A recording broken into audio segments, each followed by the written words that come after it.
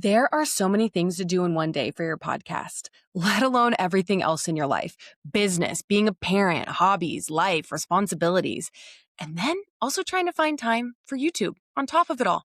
It can feel really impossible. So now let's start with what the real problem is. It's not that you lack time, it's that you don't prioritize and you try to do everything at once. And then you burn out or you just can't keep up with all the moving pieces. So that's what today is about. We want to turn all that unfocused time into 30 minutes of focused time, because even just 30 minutes will be more valuable than you wasting 3 hours running around. So if I had only 30 minutes a week for YouTube, here is exactly what I would do. Let's look at it like a time blocked plan and break it down.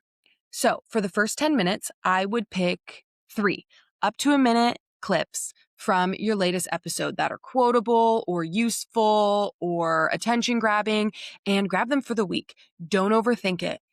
This honestly might be something that you have already even grabbed while editing. So sort them out here. And then if you need some tips to help with clip grabbing, here are a few. 1, I would use fast filters to choose clips. Did you say something surprising? Did a guest say something clip-worthy? Did you give a clear standalone tip? If yes to any of those, there's your clip. 2, don't rewatch the whole freaking episode to hunt for the best moment. Use your gut or keep track while editing. And if you have someone else do the editing, ask your editor to flag them as they go. Here is an example of how I do this on Riverside. So I will be using the first video in this series, and if you missed it, I will link it in the description. Otherwise, let's really quickly show you how to do that. So I'm already in my project on Riverside, and let's say you've already recorded. The first thing I would actually do is I would go ahead and hop into your project and go to this Made for You tab right here. And then I would go ahead and scroll down to Magic Clips. So they do already create some for you. And so let's say I was going to pick some for the first video. I would be picking these or looking at these 2.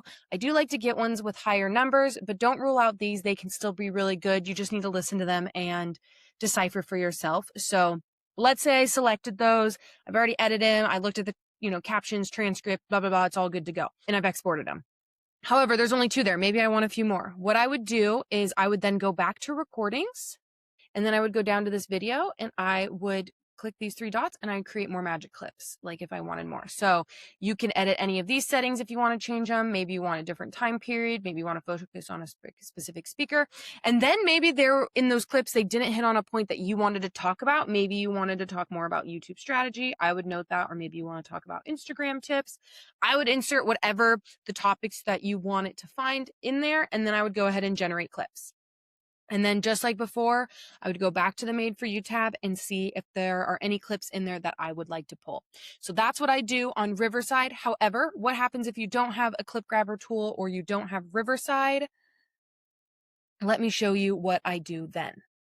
Okay, so normally if I'm not using a clip grabber tool like Riverside or Descript, I would have already marked the clips that I wanted to grab when I was editing the episode. However, if for some reason I didn't do that, the other thing that I would do is I would go through the transcript.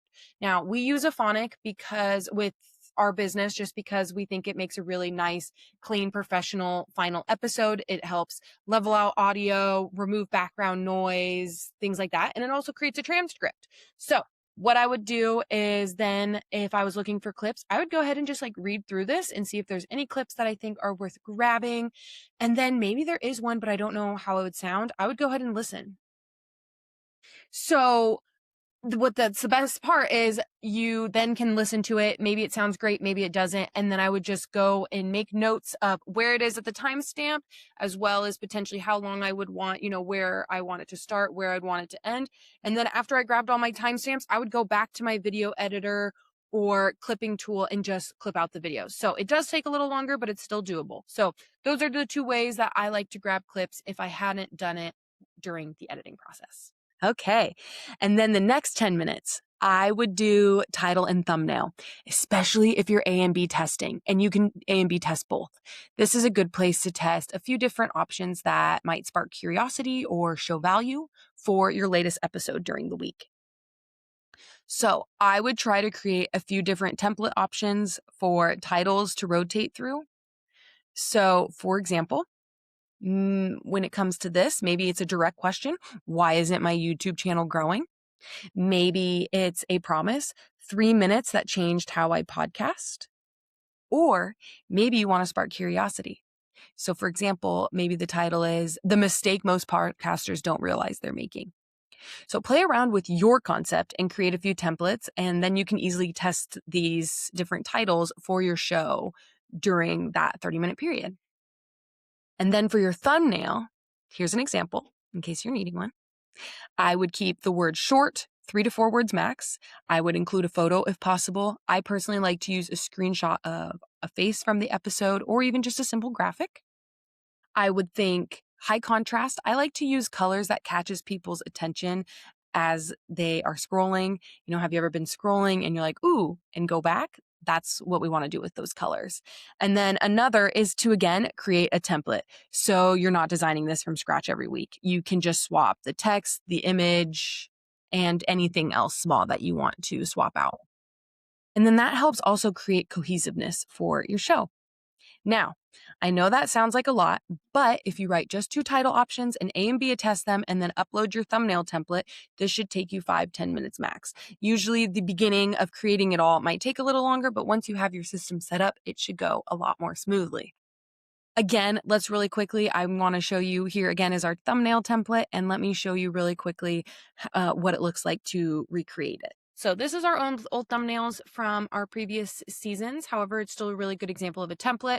What I would do is I would create this, and then we had created this one, and then every episode I would just duplicate them both and with the new information and upload them in for an A and B testing. So basically what I would do is I would just duplicate this, and then I would add in the new information, new pictures, and the new episode. And then I would just update it. And then the same with this one. So however you decide to change things up, you would just make note of those pieces and just change those out. Otherwise, then I can just really quickly create a thumbnail, test them, and throw them up. And then the final 10 minutes. This is when you want to schedule anything out, add captions, and respond comment with whatever time that you have left. And so when it comes to the captions, I would add them for accessibility. If you didn't build them in already, I'd do a quick scan for errors. But remember, it doesn't have to be perfect. You can always make edits later. Nothing's set in stone. And then I would also schedule out the clips you grabbed so you don't forget or have to worry about should I schedule this today? And then I would finish off by adding any relevant tags, keywords to your description. And then finally, like I said, if you have any time left, I would use this to spend time responding to comments you may have missed, as well as interacting with other videos similar to yours. Because sharing the love can be a really great way to get people to find your channel too. And so finally, just before I close out, I want to just add a few more little tips to help make your YouTube journey easier. One, I would set a time and day each week to do this. That way you can build the habit. For example, maybe you do it every Tuesday morning after coffee, but whatever it is, find a time that fits your life and schedule and make it a priority. Because once you make it a priority, you more likely will stick with it. Number 2, I would start with a max of 3 clips per week for your episode. So you're not overdoing it, but you're still showing up consistently. And then number 3, things you don't need if it's taking too much time. Now, remember, not everything needs to be done. If you don't have a ton of time, remove custom intros and outros. You can always add these in later once you're feeling more solid with your habits. And then also consider not heavily editing or doing the A and B testing. Yes, it's a great plus, but if you don't have the time to add the extras, just start with what you got. And once your bandwidth grows or your habit gets more solid, you can add these in. And then if you only have 15 minutes or less some weeks, I get it, we're busy. Skip grabbing a ton of clips and just do one. Or repost a clip with a fresh title thumbnail to keep showing up.